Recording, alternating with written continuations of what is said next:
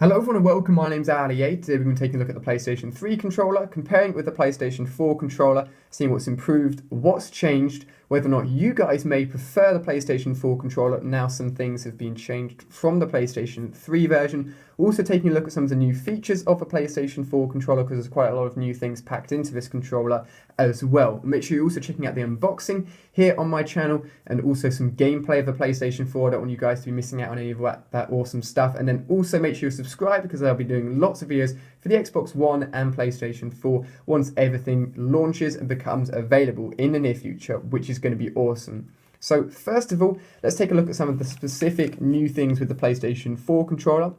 You can see here we have a speaker directly in the middle. This will allow for additional sound and audio to come out of the controller to enhance whichever game you're playing. Some games won't use this, some will. I know that some games, if you get shot and a bullet flies past you, you'll hear it on the speaker phone here on the controller, and some other games as well include it. And I know the game that I play, which comes built in with the PlayStation 4 Playroom, which you can use using a PlayStation 4 camera. When you actually have your characters inside the controller when you're playing that game, you can hear them through the speaker, so that's quite cool. You also have on the front end here a headphone jack right here, and the PlayStation 4 comes with a headset as well, if you've seen my unboxing video, which allows you to actually chat to your friends, and that can be plugged directly into there. And that's just a standard headphone jack as well, so any other headsets can be used from there. You've got this new touch pad on the front of the controller here, and this is also a button that can be pressed in as well. We've got the share button and the options buttons. I'll go over the share button in a little bit. And then on the front side, we've got the brand new color sensor bar as well, which is awesome.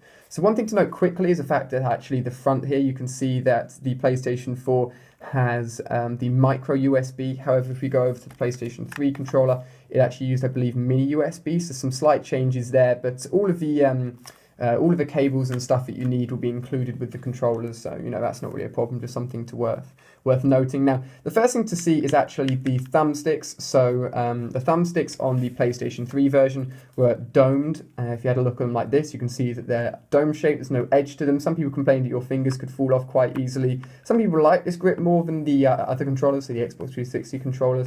I quite like using the PlayStation 3 controller, and I like the thumbsticks, but there's definitely been some improvements for the PlayStation 4 version.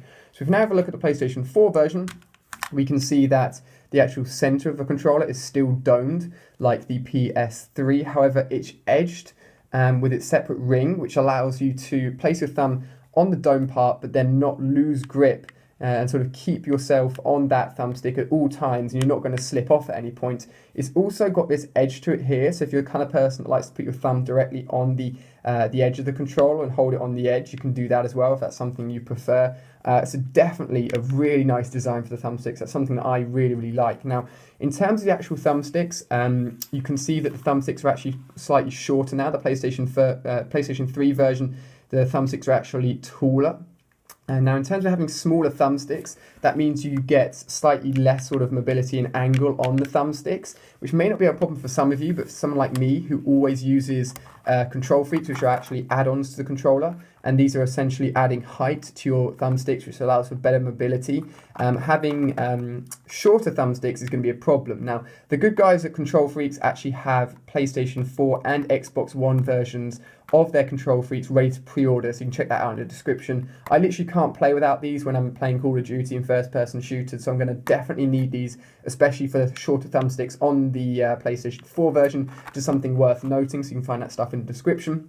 So definitely improvements over the thumbsticks there. In terms of the actual shape of the controller, if we go sideways here, you can see that A, the PS4 version is taller and longer, and B, the actual part you're going to be gripping with here is actually bigger, and it feels a lot nicer. So some people complain that the PlayStation 3 controller felt small in their hands, and it does feel quite small. I mean, I got used to it. I played both PS3 and Xbox 360, and I like the PS3 controller. I sort of just didn't really grip it, I just sort of held it in my hands. But with the PlayStation 4 controller, you definitely can grip it and hold it fully. It goes straight into the palm of your hands, you can wrap your hands around it, and it feels more like a full controller, if that makes sense. It's definitely a nicer feel to it.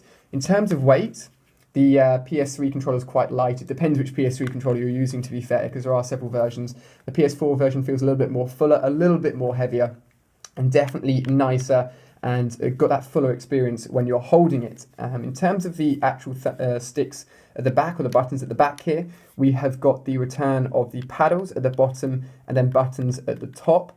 One thing to note is that, and this is sort of hard to explain unless you actually give it a go, but one thing to note is that the PlayStation 3 paddles, when you press them, it didn't really go all the way down. It didn't really feel like you're pressing anything. It just felt like something that was sort of bending. However, on the PlayStation 4 version of the controller, you can push it all the way down. It feels like you're pressing an actual button, so you know once you've hit the bottom, which is very, very nice. So that feels good. If you like to use the triggers, of course, if you play Call of Duty a lot, that's something that's definitely an improvement. We've got pretty much the same buttons on the right-hand side when the D-pad is pretty much the same. One thing, however, is again, the sort of buttons on the PS4 version. Once you push down on the D-pad, it feels like you've pressed a button. It sounds weird, but once you press the D-pad on the PlayStation 3, it feels very different. And you're going to be navigating around when you're typing in text and you're on menus a lot with the D-pad. So having that sort of slightly nicer, fuller button pressing experience of the PlayStation 4 is hard. It isn't something that can be sort of explained over a video, but once you're feeling it, it definitely feels a lot nicer.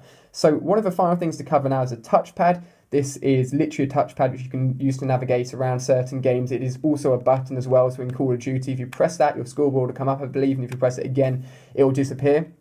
On the right-hand side here, if we have a look, we actually have the options on the PlayStation 4 controller. That's going to bring up most of the menu features. So if you press that options button, that's pretty much the equivalent of the older start and select options that you had on the PlayStation 3 controller. However, you do not have start anymore, or select. In fact, you've got the options buttons and the share button. If you press the share button on your PlayStation 4, you'll be able to capture images. The PlayStation 4 will constantly be recording what's happening on your screen for the past, I believe it's anywhere between 1 minute and 10 minutes. I'm not sure on the exact time. I'll probably have it in the description for you guys. But if you press that button, you can bring that up while you're in game and share either pictures or videos with your friends on the PlayStation Network, which is very, very cool. I've covered, of course, the speaker, covered the headphone jack, which is right there as well. And then pretty much the same PlayStation button, just in a slightly different position, directly between the thumbsticks rather than a little bit above it as well. So it's literally right there rather than up a little bit. So that pretty much concludes the PlayStation 4 versus PS3 video. If you have any more questions, feel free to leave it down below in the comment section. And then, of course, I'll be covering the Xbox One controllers and comparing the Xbox One versus the PlayStation 4 controller as well. But hopefully you've enjoyed. If you've done so, give it a quick thumbs up. That'd be really, really appreciated. Make sure to subscribe for all future videos, and I'll see you with more PlayStation 4 videos.